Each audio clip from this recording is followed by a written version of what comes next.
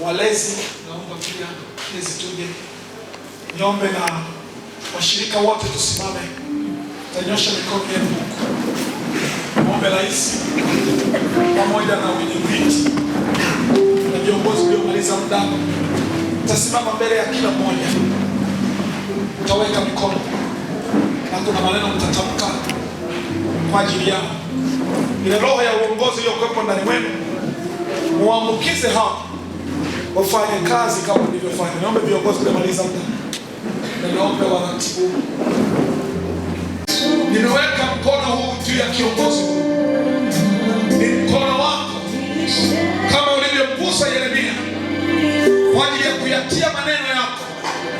Naomba Mungu mkono huu nilioweka ukawe mkono wako, ukamguse kiongozi huyu katika kinywa chake, na maneno yako yakawa ndani mwake, na utumishi ule uliotukuka ukawe juu yake.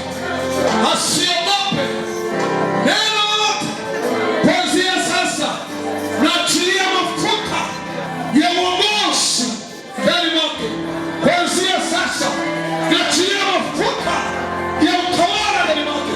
Kuanzia sasa naachilia mafuta ya kuwa kiongozi katika jina la Yesu. Leo ijulikane kwamba ndivyo ulivyomtuma kijana huyu kwa ajili ya kazi yako. Leo na ijulikane Bwana ya kwamba umemwinua kwa ajili ya kutumika. Na mimi Bwana nimeweka mkono huu kama ishara yako katika jina la Yesu Kristo.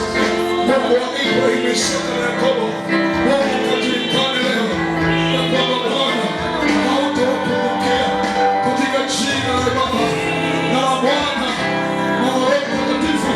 Tunaweka wakfu sasa na mioyo yetu inawapokea wawe viongozi wetu katika jina la Yesu Kristo. Tunaomba na kuamini na wote tuseme amen. Yesu kumpongeza huyo aliyemshika mkono, mwambie hongera kwa utumishi huu. Niombe tulioko wote tamke maneno haya, tuseme: Ee Bwana Yesu,